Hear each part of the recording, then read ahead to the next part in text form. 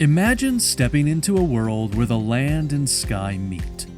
A boundless white expanse by day and a gateway to the stars by night. Welcome to Salar de Uyuni, nature's giant mirror.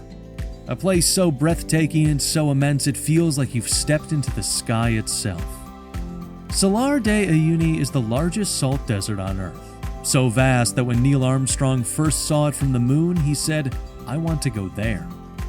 Since then, even astronauts have used it as a reference point.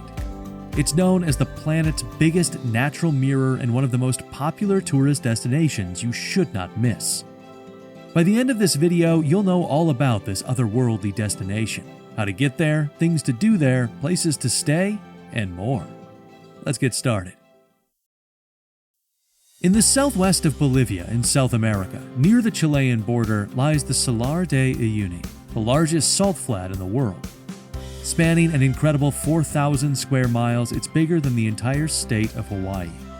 Sitting at an altitude of 11,800 feet above sea level, it's also one of the highest salt flats on Earth. Scientists estimate that the Salar holds around 10 billion tons of salt, with about 25,000 tons harvested annually. This massive salt flat was once a prehistoric lake. About 40,000 years ago, the lake started drying up due to climate changes. Over time, the water evaporated, leaving behind a thick layer of salt. It's mostly made of sodium chloride, which is common table salt. This layer is a few meters thick, but in some spots, it can reach up to 140 meters. The entire area is so flat that there's almost no change in elevation. In fact, the entire surface has less than a 1 meter elevation difference across thousands of miles. Because of this, NASA uses it to calibrate satellite altimeters. During the rainy season, a thin layer of water covers the salt, turning it into a giant mirror that reflects the sky perfectly. This creates the famous heaven on earth effect seen in photos. In the dry season, the salt crust forms a stunning honeycomb pattern. Scientists believe this happens because of the movement of salty water beneath the surface. As underground water circulates in donut-shaped currents, it pushes the salt into these geometric shapes. Beneath its shimmering surface, Salar de Uyuni holds over 50% of the world's lithium reserves, a mineral critical for electric vehicles and renewable energy.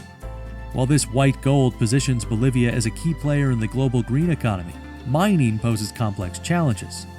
Extraction requires vast amounts of water in an already arid region, threatening ecosystems and indigenous water access. Visitors might notice lithium pilot plants near the flats, sparking debates about sustainable development. Responsible tourism matters more than ever. Opt for eco-conscious tour operators who prioritize environmental preservation and collaborate with local communities. So when is the best time to visit Salar de Uyuni? First up, rainy season, roughly February to April. This is when Mother Nature turns the salt flats into the world's largest mirror. If you're into photography, this is your golden ticket. Just look at these reflection shots. But you also have an option to visit in the dry season, which is between May to November. It's the perfect time to witness those giant honeycomb patterns. It's also the perfect season for stargazing because dry season skies are crystal clear. If you could visit Salar de Uyuni, would you go during the rainy season for a mirror selfie or the dry season for a honeycomb adventure? Drop a comment below. And by the way, if you're enjoying this video, make sure to hit that like and subscribe because we've got more exciting travel videos coming. Now let's get back to the video and talk about how you can actually get there.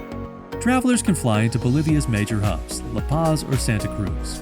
Once you're in Bolivia, you can fly or take the bus. If you're flying, there are a few daily flights from La Paz to Uyuni's Joya Andina Airport.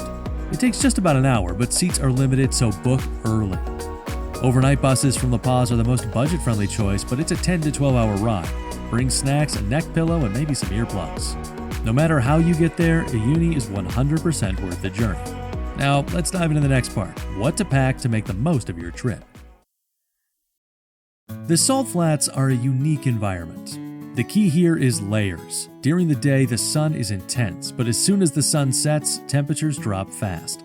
So pack lightweight, breathable clothes for daytime, and don't forget a warm jacket, thermal layers, and a beanie. If you're visiting during the rainy season, you'll want waterproof boots.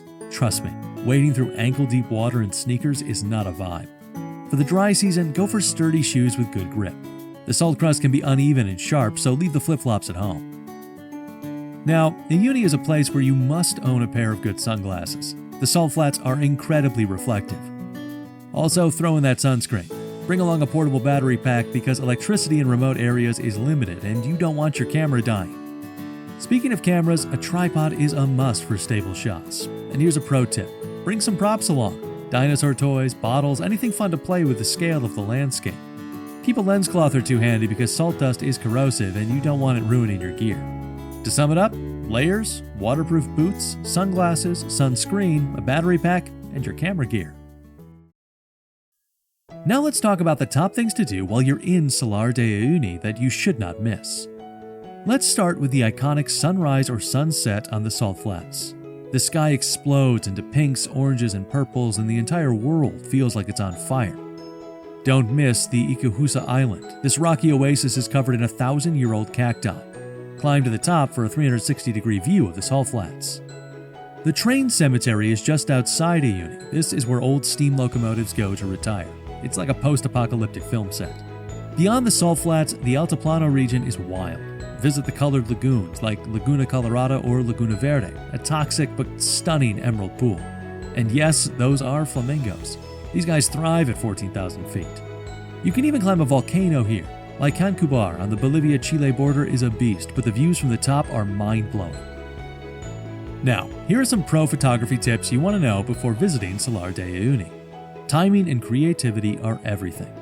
At sunrise, position yourself near Ikuhusa Island to capture the sun's golden glow fracturing across the mirror-like surface. For the iconic perspective illusion shots like giant dinosaur photos, crouch low and use a wide-angle lens. Midday's harsh light, embrace minimalism. Frame stark shadows against the white expanse. At night, the dry season's cloudless skies reveal the Milky Way. Use a tripod in long exposure, 20 to 30 seconds, to immortalize the cosmos. And here's a final tip straight from experts. Pack a colorful prop, like a red scarf or yellow umbrella, to create a striking contrast against the monochrome landscape. Now, Salar de Uyuni is not only a geological marvel, it's deeply woven into Bolivia's cultural tapestry. For centuries, the Aymara and Quechua peoples have inhabited the Altiplano, harvesting salt using traditional methods passed down through generations. So while you're there, you must see Colchani, a small village on the salt flats edge, where locals demonstrate how they process salt into bricks for construction and crafts. Here, you'll find vibrant markets selling salt sculptures, llama wool textiles, and handmade jewelry, offering a glimpse into resilient Andean traditions. After a long day, you will definitely want to wind down, so we're diving into places to stay at Salar de Uyuni. There aren't a lot of places in the world where you can stay in a hotel made entirely of salt, but yes, it is possible in Uyuni. Palacio de Sal is the most iconic salt hotel, built entirely from salt blocks, including walls, furniture, and even sculptures. It offers luxury amenities like a spa, heated pool, and a gourmet restaurant. Hotel de Sal Luna Salada, Casa de Sal, and Hotel Cristal Samania are other salt hotels that provide a unique experience on a budget. Salar de Uyuni has a place for everyone. Just remember to book ahead, especially during peak travel seasons. So there you have it, folks. Salar de Uyuni is a landscape that redefines how we see our planet. Where should I take you next? Let me know in the comments below and subscribe so you don't miss out on more thrilling destinations on our bucket list.